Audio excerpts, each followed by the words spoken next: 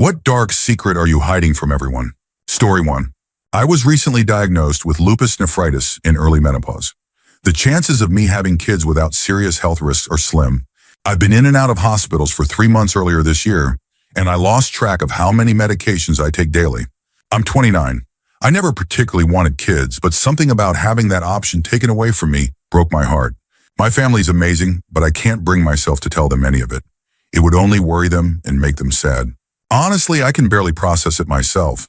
I don't think I can handle other people's reactions. I know I'm lucky. The medications are working, and I'm doing a lot better, so I shouldn't complain. There are far worse things in the world. But I've been keeping this to myself for the past 6 months, and it's been weighing on me more than I thought it would. Story 2. I'm not hiding this from my husband. I don't hide anything from him, but I wish I could be like other, more easygoing people. The kind of people others naturally gravitate towards, the ones with a ton of friends, who feel comfortable in their own skin and don't constantly feel like an outsider. I've spent my entire life feeling like I don't belong, and I'm so exhausted from it. No one ever asks me to do things with them. I'm always the one reaching out. Everyone else seems to have these amazing friendships and close-knit circles. I can't help that I'm not as cheery and bubbly as other women. I grew up an only child, shy and isolated, with parents who had no idea how to be socially normal. Every day feels like a struggle. I'm always on edge, afraid I'll say or do something wrong. The one friend I do have makes me feel awful. She constantly talks about how much fun she and her kids have with other families, but she never invites mine. I've been thinking about telling her I can't be friends with her anymore, but I don't know if I should. Why does everything have to be so difficult? Story 3. I never completed my final college exams because we couldn't afford to pay for my courses during the pandemic, and the college refused to set up a payment plan for later. My family is extremely competitive, and if I told them I didn't officially graduate, they would never let me live it down. I finished the entire course. I just couldn't take the exams to get my certification. So technically, I have all the skills. I just don't have the paperwork to prove it. This isn't as dark as some things, but it's still painful. Sometimes I imagine my mom, my brother and me sitting together, having a picnic in a field, laughing and just enjoying ourselves.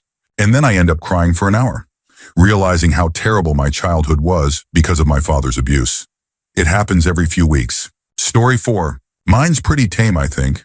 I'm in my 30s and my conservative Christian family believes I'm straight, that I've only ever been with 1 or 2 women, and that my girlfriend of 4 years is a cis woman. The truth is, I'm pretty open when it comes to relationships, and I don't believe in waiting until marriage. I've been with women, men, trans individuals, and even experienced threesomes. My girlfriend knows everything about me. She is trans, but she passes well as a woman, and I support her completely in everything she does and who she is. I will never tell my family any of this. Not because I think they won't take it well, though my mom definitely wouldn't, but because honestly, it's just not their business. I also won't ever tell them my girlfriend is trans because she doesn't want it to be known, and that's entirely her decision. As far as I'm concerned, she is a woman, and she wants to be seen as such without any complications. If it were ever discovered, I would stand by her completely, no matter what anyone, including family, had to say about it. Story 5. My family and friends thought I joined the military out of a patriotic sense of duty in 2003. What they don't know is that I was assaulted in college a few years earlier, when I was 19. A few people know about that, but what no one knows is that he filmed it. He told me that if I went back to his house, he'd give me the recording, and no one would ever see it. When I went back, everything was set up again. The blankets, the camera. He did it again, and I still begged him for the tape. He told me he had already sold it online. I was so ashamed. I lost all trust in people. My dad still doesn't know why I dropped out of college. That was the beginning of the end of our relationship. He had paid for my schooling, and he was furious when I quit. I dropped out because when I arrived for the winter semester, I saw my attacker on campus. I ran back to my car, sobbed for what felt like forever, then went to the admin office and withdrew from all my classes. A few years later, I joined the military because I wanted my death to make sense to people. I fully expected not to come back from Iraq. I volunteered for everything. I didn't want to live past my 26th birthday. Coming home felt like the worst part. I had no motivation to keep going.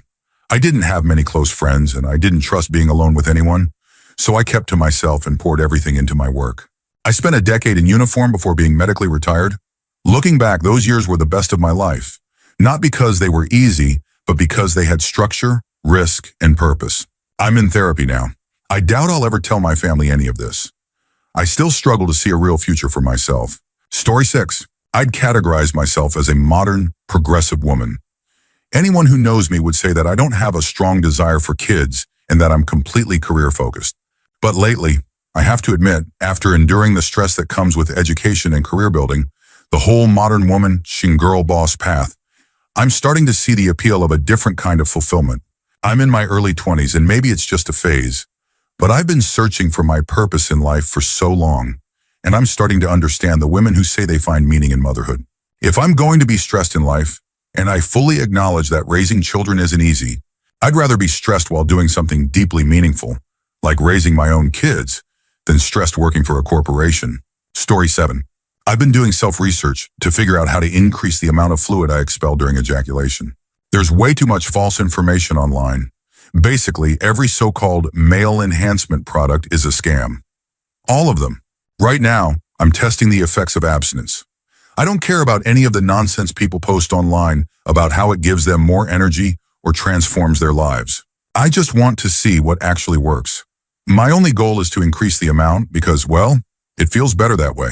I started by clearing everything out for a baseline measurement, then measured again the next day. From there, I've been adding an extra day between each attempt to see the most efficient duration for retention, going up to a month. I refuse to go beyond that, though. I'm pretty sure it wouldn't be healthy. It's frustrating that I have to experiment on my own because nearly all the information online is misleading. Story 8. I once found a body on my grandparents' farm about 11 years ago. Well, my cousin and I did. The body was deep in the fields under a tree. We didn't recognize him. He was a man wearing a black shirt and, I think, brown pants. No shoes. He had probably been dead for a day when we found him. His skin was grayish-green, swollen, and covered in flies. I don't know why, but after a few moments of shock, just staring at the body, then at each other, we decided to bury him. My cousin and I were extremely introverted and maybe a bit arrogant. I can't remember exactly why we thought it was a good idea, but we just went with what we'd seen in movies. With as much respect as we could, we buried him like adults handling something serious. I stayed with the body while my cousin brought a shovel. We even said a prayer. I was 11 and my cousin was 12. Afterward, we thought about it more and decided to look for clues as if we were detectives in a mystery movie. But we found nothing unusual. Then we started regretting our decision, not checking if he had any visible injuries or signs of foul play before burying him. At first, we considered telling our family, but we hesitated. Instead, we decided to wait and see if there was any news about a missing person in the area. We even asked around casually, checking if any workers had seen a man in a black shirt wandering into the fields. Nothing. No one had reported anyone missing. No one had even noticed anything out of the ordinary. We figured we would wait and see if anything ever came up. But then we realized that if something did come up, we couldn't say anything. We'd be questioned about why we didn't report it earlier. To this day, there has never been a single report of a missing person matching what we found. My cousin and I are still very close, and we have never told anyone. We swore to keep it a secret, especially since we've carried it this far. Every time we visit our grandparents' farm, we visit his grave. It's hidden deep enough that no one ever goes near it. Only we know about it. And now, all of you reading this. But you don't know the country, the village, or the farm, so the secret is still safe. Even now, we still look for clues in secret, trying to figure out who that man was. Story 9. I have a deep secret that I've been hiding from everyone for years. I don't even know if I can put it into words, but I feel like I need to tell someone before it eats me alive. The truth is, I'm in love with my best friend. We've been close for as long as I can remember, and over the years, my feelings for them have grown into something more. But I've never told them because I'm afraid of ruining our friendship. I know it's selfish, but I can't control how I feel. Every time we spend time together, I catch myself staring, wondering what it would be like if we were more than friends. I've even imagined a life where we're together, but then I snap out of it and remind myself that it can never happen.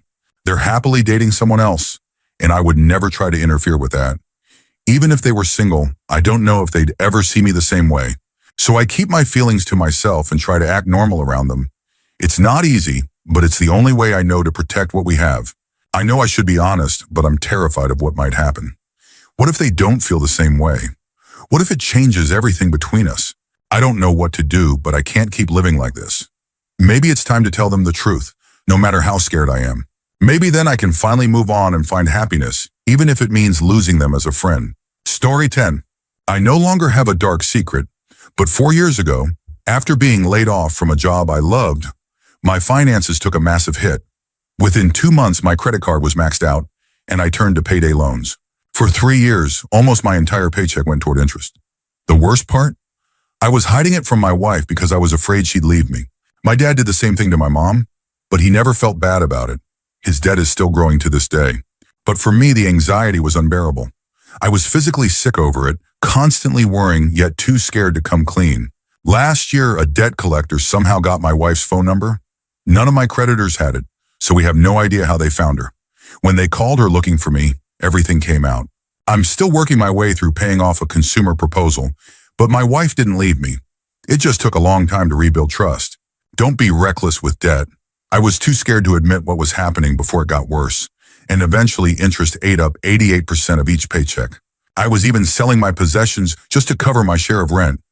If your partner truly loves you, they'd rather you be honest so they can help before things spiral out of control. Story 11. I got my high school bully and 6 other jerks expelled. This was 7 years ago at a boarding school. There was this one guy who always found a reason to mess with me. Name-calling, humiliating me in front of everyone, even physically attacking me. He had no real reason for it. He just made it his mission to make my life hell. The worst part? No one ever stood up for me because he was one of the popular kids. One night, as I was heading back to my room, I found my door locked from the inside. Turns out he and 6 of his friends were inside, beating up my roommate.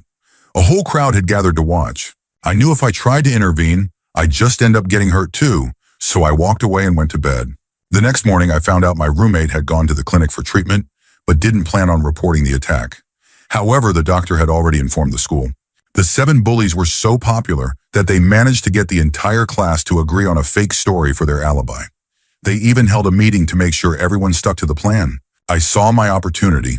I immediately went to the school counselor and exposed the entire cover-up. When the disciplinary board questioned the bullies, their fake alibi crumbled instantly. By the end of the week, they were expelled. Everyone else was devastated. Some of the most popular kids in school were suddenly gone. They even threw them a farewell party. I pretended to be sad, but honestly, I had never felt happier watching someone face the consequences of their actions. Last I checked, my bully was still struggling in a vocational college while I finished my studies on a full scholarship. Wherever you are, I hope karma keeps doing its thing.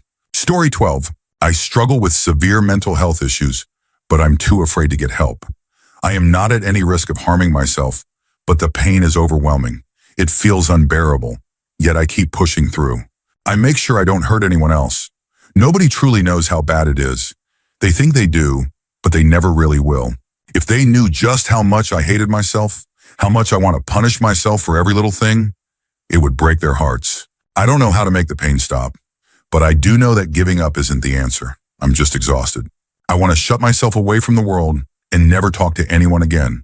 If I make a mistake, I obsess over it for days, even if it was probably nothing. I feel like crying every single day, yet most of the time, I don't even feel sad. Just tired, so damn tired. It doesn't help when people constantly worry about me. I wish they'd believe me when I say I'm not in danger. I'm not going to do anything drastic. I have too much left to do, too many things that depend on me. But their concern just makes me feel worse. Story 13. This is a secret my mom and I have kept for years. We never told the rest of the family. When I was a child, my mom struggled with a serious addiction. One night, long past midnight, she took me with her to an apartment across the city. I don't know all the details, but I believe she was getting something from a man there. A bad argument broke out, and they threw us into a separate room, warning us not to leave. I could hear them shouting, but I didn't fully understand what they were saying. My mom started panicking. She told me we had to get out because she didn't have the money she had promised them, and they were going to hurt both of us. She locked the door and barricaded it. Then she told me to jump off the balcony. It was only the 3rd floor, but to me it seemed impossibly high. I was terrified, but she convinced me. The men had started kicking the door. Somehow I didn't get hurt when I landed. She jumped right after me, and we ran as fast as we could through the neighborhood. Eventually we made it to a bus stop far enough away that we felt safe. My mom didn't have a car, so we waited for the next late-night bus and took it all the way home. After that, my mom sent me to stay with my grandparents for the summer. She told me never to tell anyone about what happened. If I did, the police would take me away and send me to live with my father. When she finally came to get me, we had moved to a different part of the city. I never brought it up again. I never told anyone in the family, but I've never forgotten it either. Story 14. I have a stepson who is 20. I call him the price I have to pay to love his mother. I can't stand him. I hate his voice, his face, his entire existence. When he was little, we got along on a surface level, but as soon as he became a teenager, he became a nightmare. He put me, my wife, and our newborn through absolute hell. I'm only now starting to recover from the PTSD. He darkened my heart forever, and I'll never forgive him for it. He's a childhood cancer survivor, and I've factored in the trauma from that, as well as the absence of his biological father. But none of it excuses what he did. Oddly enough, he actually apologized once. But then he got drunk and said things to his mother that were so cruel they defied explanation. I can't imagine ever speaking to my mother that way. Yet he thinks he's hilarious. He's arrogant, narcissistic, and has no remorse. For the sake of my wife and kids, I keep things civil. His biological father ditched his mother when she was 17 and pregnant, so for years it was just the two of them. I won't do anything to hurt my wife or children, who adore him, but inside there's nothing but resentment toward him. If he disappeared from existence right now, I wouldn't shed a tear. I'd only feel relief. There's no apology and no amount of time that can undo this. Story 15. This happened once when I was around 7 or 8 years old. My family, my parents, 2 sisters and me, were driving late at night in our minivan, moving to a new place. I was sitting in the back, surrounded by boxes. My sisters were in the middle seats, my parents up front. I remember saying I was bored and asking how much longer it would take. My parents told me it was around 2 a.m. and that I should go to sleep. But I wasn't tired. I just stared out the window. Then suddenly I felt something tapping the back of my shoes.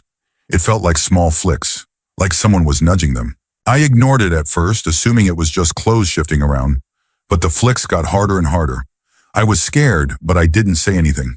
I finally decided to look under the seat. Just as I moved my feet to the ground to lean forward, I saw them. Black, scaly hands with long claws reaching out, grabbing my feet, trying to pull me under. I yanked my feet back up. It happened again, only harder. I fell forward, panicked. My parents asked what was wrong, but I was too scared to explain. I just told them it was a bad dream. My mom didn't believe me at first. She had seen me looking out the window wide awake, but I insisted I was fine. I never put my feet on the floor of that van again. To this day, I think about it weekly. I know I was awake. I know it happened, but I've never been able to explain it, and I never looked under the seat. Story 16. My dad was an abusive man who had a long history of health problems. The week he died, he had been in the hospital. He was already a below-knee amputee, and the doctors had decided he needed the rest of his leg removed. At the time, I was a college freshman. I stayed at school as long as I could every day, not just to study, but to avoid him. I didn't drive, so my mom would drop me off and pick me up. She had spent all day at the hospital with him before coming to get me. That night, as we drove home, we walked into the house, and for the first time in my life, I felt peace. No yelling, no insults, no dark energy suffocating us. I absent-mindedly said, "This is what it would be like if it was just the two of us." A few hours later, at 3 a.m., we got the call. My dad had died of cardiac arrest. Looking back, I think we both knew it was coming. The last 2 weeks of his life, he was different. He became kind.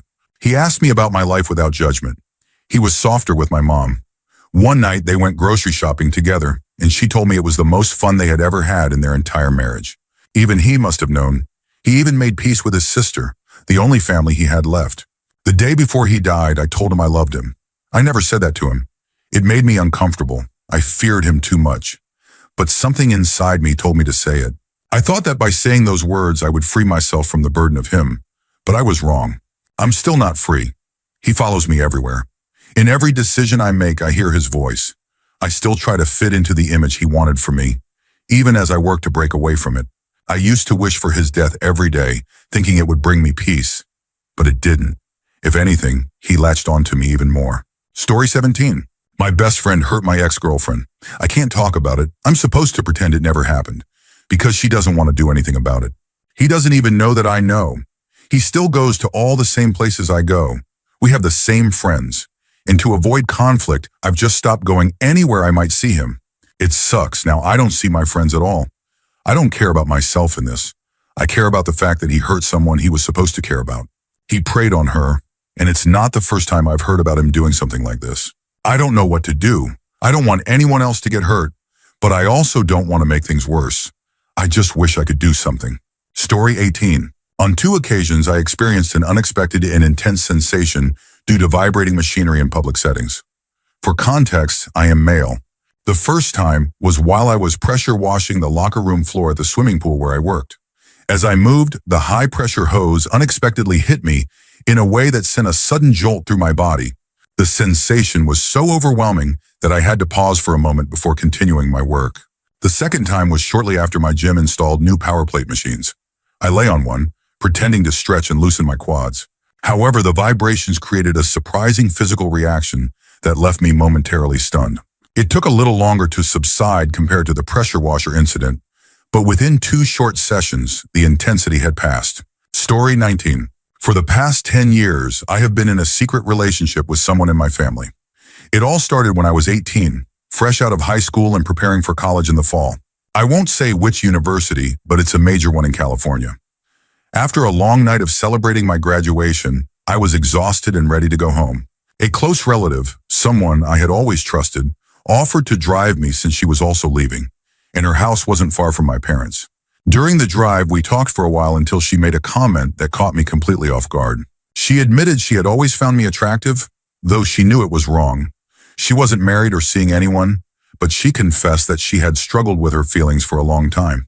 I was in great shape from playing sports, and she said she couldn't ignore the connection she felt between us. I was shocked and didn't know how to respond, but as she continued explaining herself, she suddenly leaned in and kissed me. It was my first real kiss, and I was overwhelmed by emotions I had never felt before. That night, everything changed. Over the next few days, we talked about what had happened and decided to keep it between us. We knew it was something that could never be shared, but we also couldn't bring ourselves to stop. Eventually, I convinced my parents that moving in with her made sense since she lived much closer to my college. They agreed, never suspecting the real reason behind my request. For years, we maintained our secret. No one ever had a clue. Now I'm almost 30 and still living with her. I found a job nearby, so staying made sense to everyone. But the truth is, we have been together for a decade, and no one knows. We've talked about running away and starting fresh somewhere else, but we know it would destroy our family. Despite everything, we love each other, and as long as no one finds out, we plan to keep things exactly as they are. Story 20. A few years ago, a female coworker severely violated a good friend of mine. I won't go into the details, but what happened to him was undeniable. He tried to speak up, but people either downplayed his experience or outright accused him of making it up. I stood by him and helped him take legal action.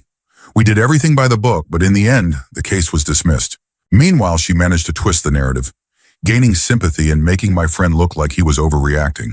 The whole ordeal left him with deep emotional scars. He's still trying to recover, struggling with the weight of what happened.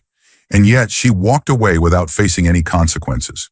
Later, I learned that she had been running from someone, a stalker who had been pursuing her for years.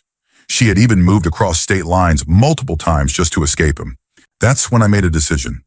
I did some research, tracked down the guy's contact information, and made a call using a burner phone, just to be safe. I didn't say much, just gave him an update on where she had relocated and how to reach her. 2 weeks later, she disappeared. Never saw or heard about her again. Some might say what I did was wrong, but after everything she put my friend through, I can't say I regret it. Story 21. As a third-year medical student, I experienced persistent harassment from a senior resident at our university hospital. He was well-liked among the hospital staff, and I knew that reporting him would likely lead to a difficult and exhausting battle. I also didn't want to appear weak or make myself a target for ridicule. Unfortunately, even my so-called friends dismissed what was happening, treating it like some kind of joke. So I stayed quiet. His behavior escalated over time, even reaching the point where he obtained my personal contact information without my consent. I did my best to ignore it, but the stress and emotional toll became overwhelming. It contributed to me failing the semester, and in the end, I decided to transfer schools just to escape the situation. That was 4 years ago. Looking back, I regret not taking action. I know I should have spoken up, but at the time I felt powerless. Maybe that's why I never told anyone, because deep down, I still struggle with the weight of that decision. The good news is I eventually sought professional help for the depression that followed. After a year of treatment, I regained my focus, continued my studies, and passed the physician licensure exam. This December, I will take the Hippocratic Oath and begin my journey as a doctor. Despite everything, I made it through. Story 22. When I was in first grade, I was playing with Legos on the carpet with a group of friends. Nearby, another kid sitting at his desk turned toward us and called out, "You should make a big ship." I heard him, but nobody else seemed to, and I didn't respond. Thinking no one had heard, he repeated himself, this time louder. That's when our teacher suddenly called him over, looking very stern. I watched as he walked up to her, confused. She asked him, "Did you just say what I think you did?" She clearly thought he had said something much worse. Not realizing the misunderstanding, he just nodded, assuming she had understood him correctly. And just like that, he was put in timeout and banned from playing Legos with us for the rest of the day. I was the only person who had heard what really happened. I knew it was just a misunderstanding, and I said absolutely nothing. Story 23. Growing up, my sister was incredibly difficult to live with. Violent, destructive, untrustworthy, and intentionally cruel. Some of my friends weren't even allowed at my house because their parents were afraid of her. My own parents refused to intervene, expecting us to work things out on our own. That never worked in my favor. One day, she was in one of her worst moods. I heard the rattling of a pill bottle and immediately knew what she was doing. She had done this before. I also knew she was going to call her ex and tell him about it. Instead of stopping her, I went outside and unplugged the phone lines from the house. This was back when cell phones were a rare luxury, and I figured if she couldn't make the call, she might actually go through with it. And if she did, maybe the nightmare would finally be over. Then I left for a walk. Apparently, I wasn't fast enough. She managed to call anyway, got her message across, and her ex immediately called 911. When I heard the sirens approaching, I wasn't relieved, I was disappointed. When questioned about the disconnected phone line, I played dumb. I claimed we had just been fighting, and I was trying to cut off her call to mess with her. Decades later, I still don't feel bad about what I did. I've thought about what could have happened, and it hasn't really bothered me. I don't think I'm a monster. I don't take what I did lightly. But my sister brought so much misery and trauma to everyone around her for years after that. I have no idea where she is now, and I don't care. Story 24. I was assaulted, I passed out from blood loss and hyperventilation. At the time, my boyfriend and I had been together for only a few months. His dad was out of town for the weekend, and I knew he wasn't supposed to have anyone over while he was gone. But in that moment, I didn't know what else to do. I had been trapped in a panic attack for hours, unable to calm myself, until I finally called him. He didn't hesitate. He didn't care about the rules or the consequences. He just told me to pack a bag. He was coming to get me. No one had ever done that for me before. When I got there, he made sure I was okay. He hugged me, made me food, and sat beside me while we watched movies. His bed wasn't big enough for the both of us to fit comfortably, but he stayed anyway. When I asked him not to leave, he didn't question it. He just cared that I was safe. I had never had that before. He's the only person who truly knows everything that happened to me that night. Over time, I've told close friends bits and pieces, but no one else will ever know the full story. Only him, and because of that, I will love him forever. Story 25. Wow, everyone's really sharing their stories, so I guess it's my turn. I have a 16-year-old son whom I've never met. His mother and I were never in a relationship. It was purely casual. She was 18, I was 22, and we were just having fun. I had no idea she was pregnant, let alone that I had a child, until years later when a DNA test confirmed it. Even then, I never met him, only saw pictures. At some point, she and her parents tried to get me to pay child support. At the time, I was completely broke, barely scraping by. I convinced her that I couldn't afford it, not out of malice, but because it was the truth. We both agreed to leave it as it was, and to this day, nothing has changed in that regard. Then things took a turn for the worse. Somewhere along the way, she and I lost contact completely. I have no idea where she is now. Her parents filed for emergency custody, and I immediately agreed. By then, she had a few other children, was struggling with substance abuse, and had even been arrested for DUIs. From what I understood, she was in a bad place. For a while, his grandmother, his legal guardian, would check in with me from time to time, asking questions or giving updates. I always responded and was as cooperative as I could be.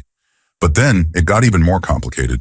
Only a handful of people know about this, mostly childhood friends. None of my newer friends have a clue. I have a whole life, a big social circle, and yet this massive part of my past remains completely hidden. And the worst part? My mother passed away without ever knowing she had a grandson. That still eats at me. It didn't stop there. His grandmother, the one person keeping me in the loop, also passed away. I don't even think my father knows about any of this. In all these years, we've never spoken about it, not even once. A few years ago, I officially signed over my parental rights to his grandfather. His mother had been ruled unfit to raise him, and that was the last time I heard anything about her. She was in and out of rehab, and as far as I know, is now back living under the same roof as my son. It's a messed up situation. I never had a real say in any of it, and at this point, I don't even consider myself a father. Just a biological donor. People have judged me for this, and I'm sure some will again. I don't care anymore. I've heard it all before. I carry the guilt and consequences of my choices every single day.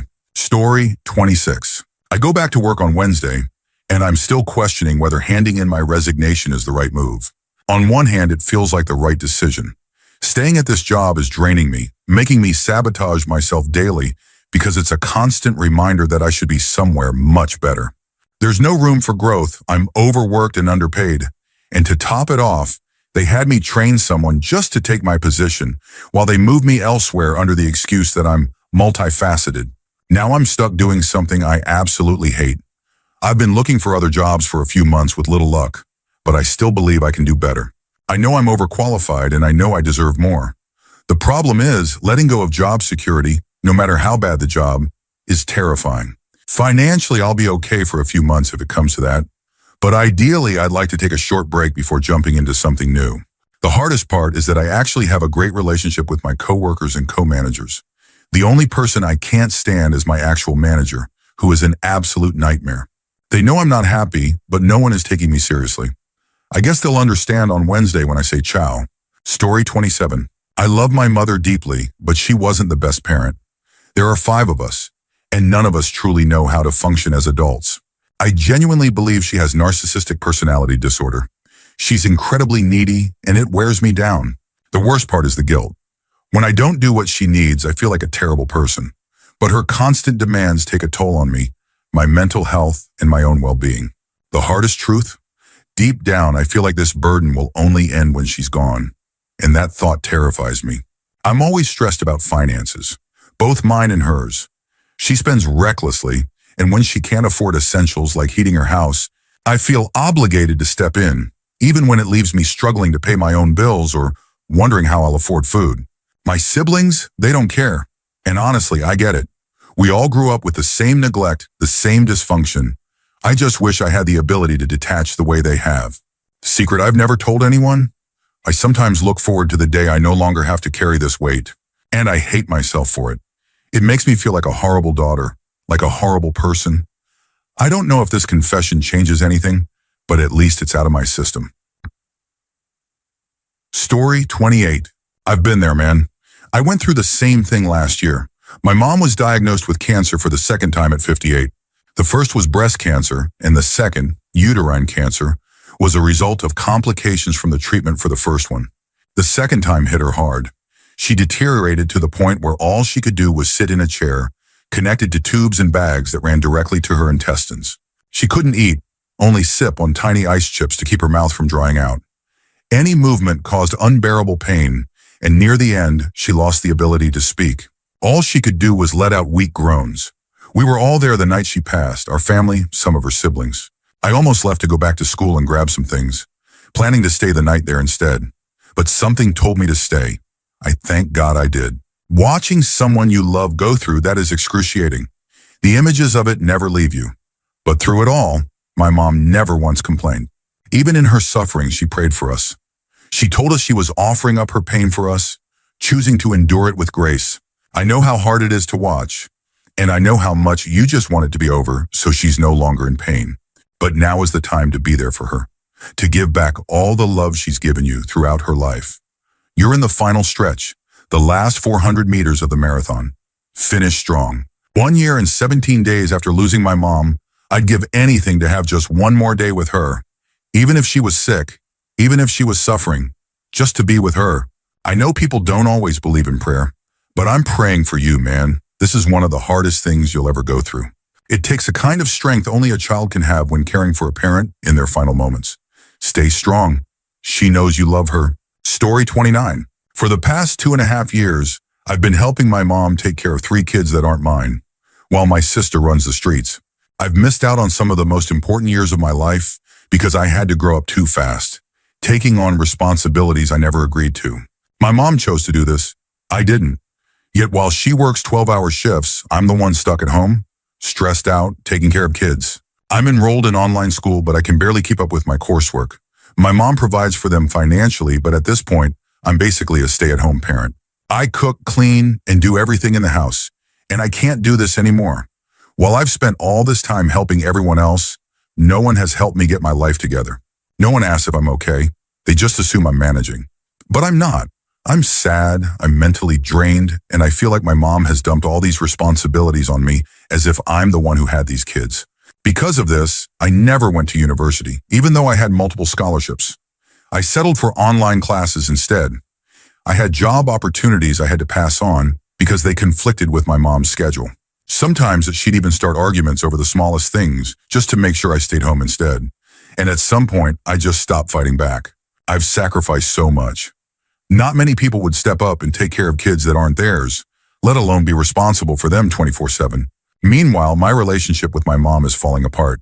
She nitpicks over petty things, constantly argues with me, and acts like two completely different people. One way in public and another behind closed doors. I'm exhausted from begging her to help me with basic things like getting a driver's license, a job, or even just building credit. I've been asking since I was 18. I'm 21 now and nothing has changed.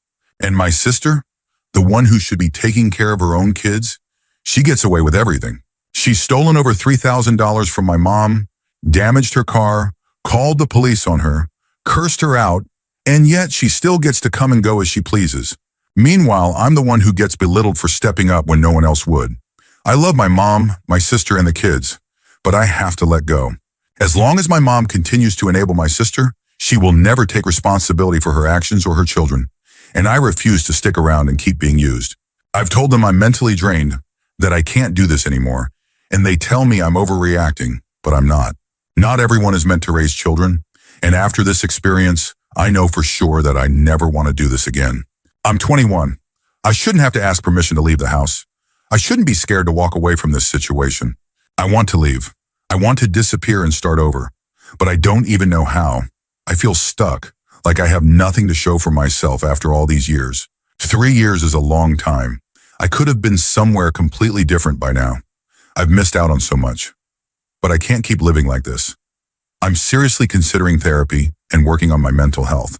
None of my close friends know what I've been going through.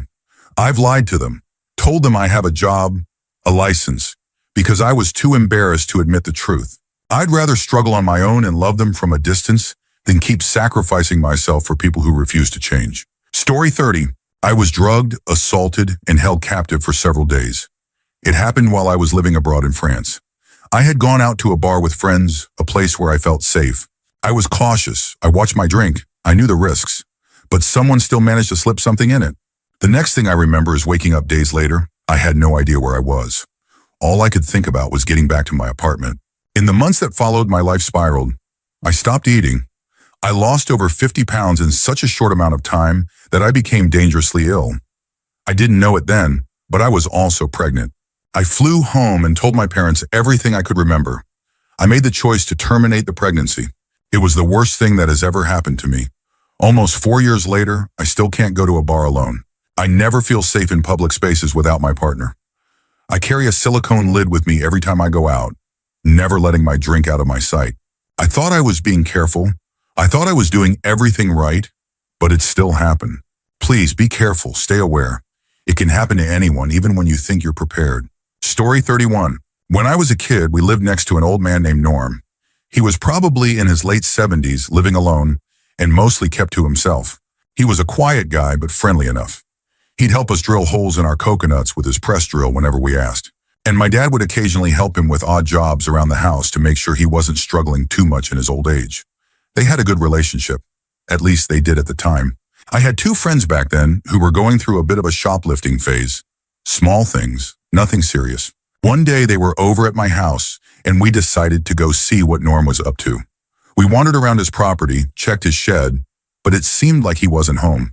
After a while, we gave up and went for a bike ride. The next day, Norm confronted my dad, accusing us of stealing cassette tapes from his shed. My dad was furious. He defended me, called Norm out for making false accusations, and their friendship completely fell apart. My dad stopped helping him, and they never spoke again.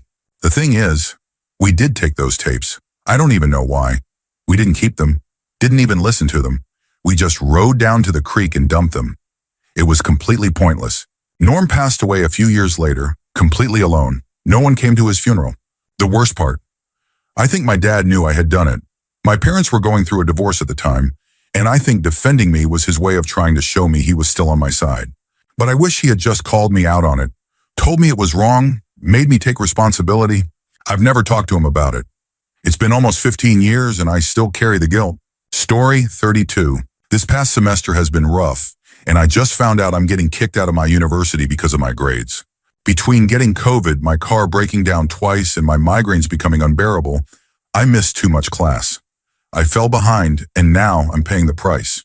I don't know what to do. I can't even see a neurologist until May. In the meantime, my bills are piling up, and I feel like I'm sinking. I haven't told anyone because I don't want them to be disappointed in me.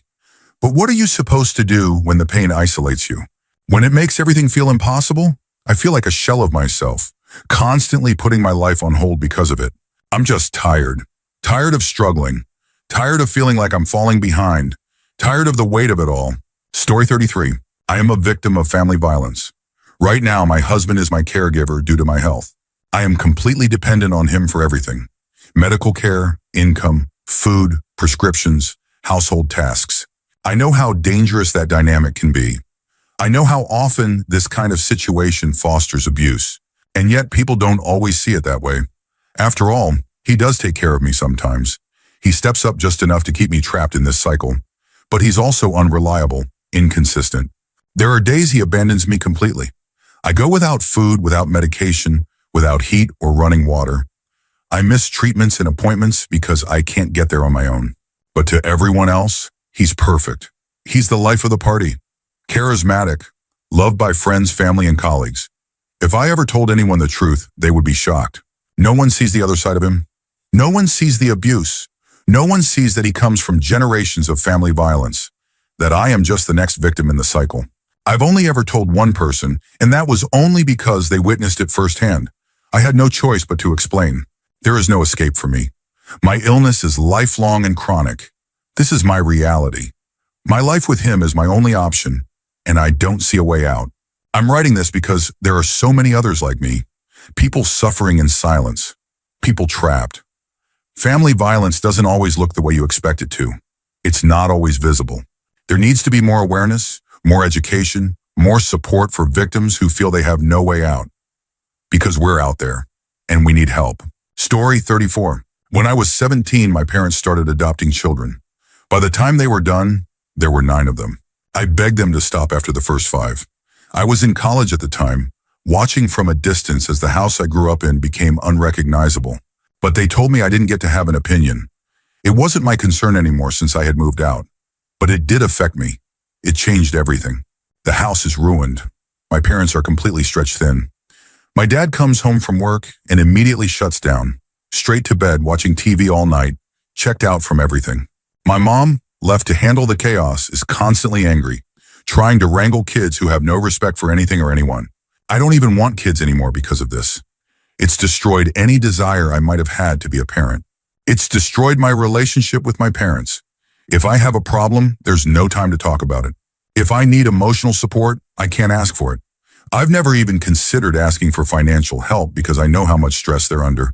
But the moment that really broke me, when my grandmother passed away, my parents inherited her things. The only thing I asked for was her wedding band. Just a simple, size 3 10K gold ring, valued at maybe $80. But when I mentioned it to my mom, my 17-year-old adopted sister, who never even met my grandmother, said it wasn't fair and that she deserved her share, the cut she was entitled to. I never got the ring. I didn't argue. I didn't fight. I just stopped engaging. I know my parents thought they were doing something good. I know they believed they were changing lives. But they invited this chaos into my life and told me it wouldn't affect me, when in reality it changed everything forever. Can anyone acknowledge how messed up that is? Story 35. Years ago, in my early 20s, I worked at my best friend's family business. a campground for people living in travel trailers. My job was simple: grounds maintenance. One day while making my rounds, I noticed something strange at one of the campsites. A long blue hose ran from inside a camper all the way to the exhaust pipe of a running pickup truck. It caught my attention immediately. Something about it felt off. My gut told me this wasn't right. But then I second-guessed myself. Maybe I just don't know enough about trailers. Maybe this guy's using the truck to power something inside. I shrugged it off and went back to work. A few days later, my best friend told me there had been a shooting at the campground. A young man had taken his own life. As more details came out, I learned that he had originally tried to asphyxiate himself using the truck. But when it wasn't working fast enough, and he realized his father was on his way to stop him, he resorted to something more immediate. That conversation hit me like a ton of bricks. I still think about that blue hose.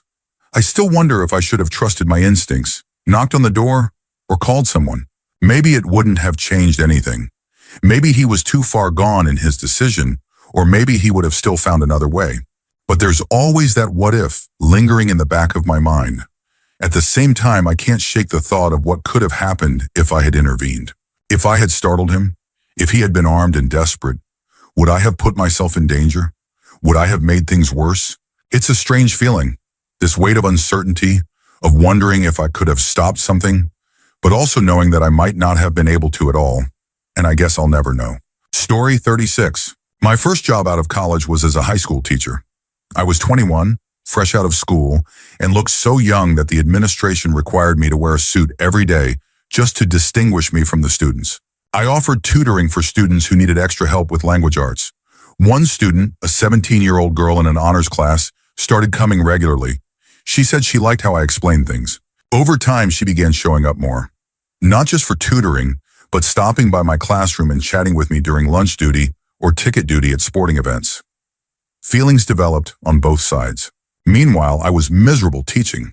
My college girlfriend, also a new teacher, was fired for lack of experience, which sent her into a deep depression. I wasn't in a good place either, and after the holidays, I decided to break up with her. She was furious. In her anger, she went through everything: my social media, my messages, my phone. She found a conversation where I had admitted to a friend that I had feelings for a student. That was enough. She reported it to the school. There was an investigation. No physical relationship was found because there wasn't one, but I was still asked to resign. I had planned on leaving anyway, but this made it official. A month passed. I was still living with my ex, trying to figure out my next move, working part-time as a gas station manager. She started drinking heavily. One night, we fought. Things got out of hand. We broke things in the house. She stormed out. The next morning, the cops showed up at my door. They told me I had to come with them. I was charged with 5 first-degree felonies because of the fight. My bail was set at $180,000. I spent the next 6 months in jail waiting for trial. No one knew I was there. At some point, my ex started feeling guilty. She had only written what the school resource officer told her would get me out of the house. She hired a lawyer to try to get the charges dropped. Then my attorney came to me with an ultimatum. Take a plea deal and walk out that day. Take it to trial and risk the DA refiling the charges. Even if I won, I took the plea. That was almost 20 years ago. Since then, I've rebuilt my life. I have a good job, a happy family, and a future. But that year, the mistakes, the consequences, the guilt still weighs on me. No matter how much time has passed, it still hangs over me like a shadow I can't quite escape. Story 37. I used to hang out with a friend who was constantly doing drugs in front of me. Sniffing something, smoking something, popping pills. It was a daily routine for her. I never joined in. I never touched anything. But I was always there, watching, letting it happen. I knew she needed an audience, and I never tried to stop her. Maybe because I had a crush on her, which she knew, and I didn't want to upset her. Despite all of that, we were close. We did everything together. At one point, she even cleaned up, got herself a boyfriend, and things seemed to be getting better. But then I moved away. She must have hit some kind of wall in her recovery because about a month later, I got the call. She had overdosed. I have no idea what her final days were like. I messaged her just hours before she died, and she never responded.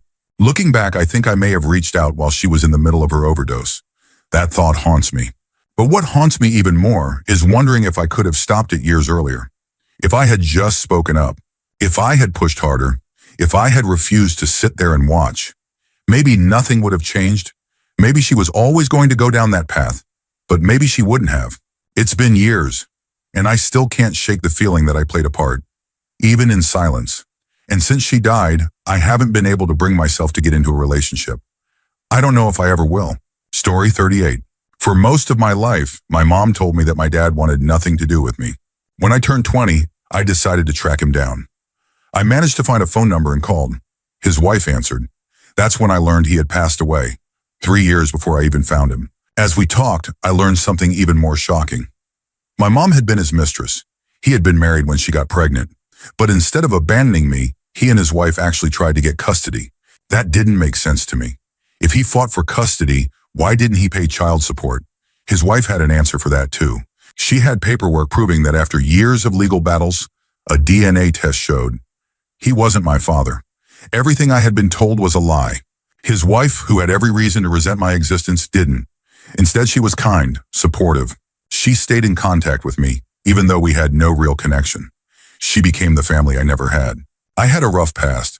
I struggled with addiction but got clean 7 years ago. I turned to comedy and eventually, I landed a big opportunity, a New Year's Eve show. She showed up that night, hugged me, and told me she was proud of me. I still don't know who my biological father is. My mom refuses to talk about it. But somehow in all this mess, I found someone who cared about me anyway. There really are good people out there.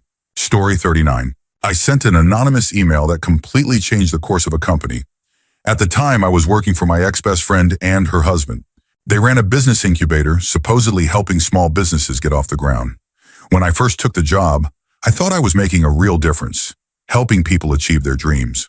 But the reality was far different. The actual founder of the company was a single mother who worked tirelessly from afar, sending in clients and money to build her vision. Meanwhile, my ex-best friend and her husband were exploiting the business for personal gain. They didn't care about helping entrepreneurs. They cared about lining their own pockets. I started noticing patterns. Clients would come in full of hope, excited to launch their businesses. But if they weren't profitable enough, they were quietly discarded, their ideas stolen and repackaged for someone else. Meanwhile, my bosses were living lavishly, buying luxury cars while clients struggled. The breaking point came when a devastated client called in tears, realizing she had been scammed. She had put her trust and her money into the company, expecting real results. Instead, she got empty promises. I had seen enough. I compiled everything, proof of misconduct, financial records, even pictures of the cars they had bought. I sent it all to the company's real business partner. For weeks, nothing happened. Meanwhile, my coworkers and I endured constant emotional abuse from someone who was once our friend, but had become a ruthless, manipulative boss. Then one morning, everything changed. We arrived at work and couldn't log into our systems. At first, we thought it was a cloud issue, but the next day, the business partner walked in with an audit team. The confrontation that followed was brutal. In the end, my ex-best friend and her husband were sued. They had to pay back a massive amount of money, and the company was turned over to its rightful owner. The scandal became public, and we had to call every client to clean up the damage they had done. As for my ex-friend's husband, he tried to take his own life after 2 more shady business deals collapsed. Looking back, I don't regret what I did. I just wish I had done it sooner. Story 40. My stepmom abused my brother and me for most of our childhood. My mother knew, and she never did anything about it. After my parents divorced, my dad secretly had an affair for 2 years before marrying his new wife, our stepmom. We were only 4 and 6 years old when she entered our lives. She blamed her behavior on depression. When she stopped taking her medication, she became volatile, screaming at us, pushing us, making life unbearable. But instead of leaving, my mom stayed. Maybe she thought being in an abusive home was better than being a single mother again. The abuse didn't stop until I was 18. My brother grew up resenting women. I grew up unable to stand up for myself. She screamed me into submission so many times that I just shut down. Now, when I get upset, I don't yell or fight. I freeze. I can't even express anger without feeling like I'm doing something wrong. And yet I still love her. She's been there for birthdays and holidays. Ironically, I feel like I can talk to her more than I can my own mother. I'm in therapy now, trying to untangle all of it. What gets to me the most? My mom and stepmom joke about how they did a good job raising us. Whenever I react, they laugh and say, well, I guess we traumatized the kids. I think about her screaming at me over nothing when I was just 6 years old. I think about all the times she made me cry, and hate myself. I think about the fact that she took away my ability to be angry. Sometimes you grow up and realize that just because your parents didn't hit you doesn't mean they were good parents. Story 41. I've attempted suicide 3 times. The first time I thought about it, I was only 5 years old. As a child, I was constantly battling depression, and by the time I was a teenager, it had consumed me.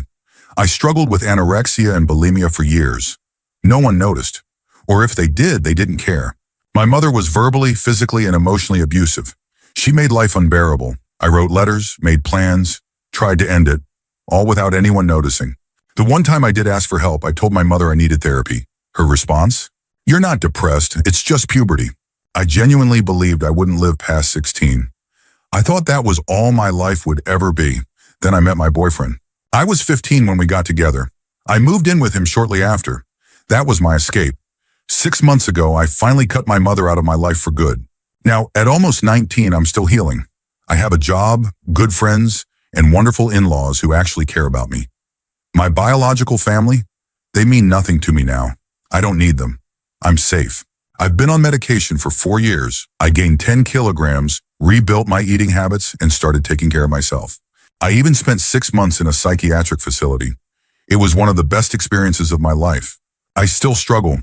I still have dark thoughts. I was diagnosed with BPD, and life isn't perfect. But for the first time ever, I feel like I have control. I get to decide who I keep in my life. I've cut out nearly everyone from my past, and it was the best decision I've ever made. Life still sucks sometimes, but that's okay. Because it gets better. It takes time, it takes effort, and sometimes you have to throw yourself into the unknown. But it's so worth it. As I write this, I realize just how much my life has improved in such a short amount of time. And for the first time, I'm truly grateful to still be here.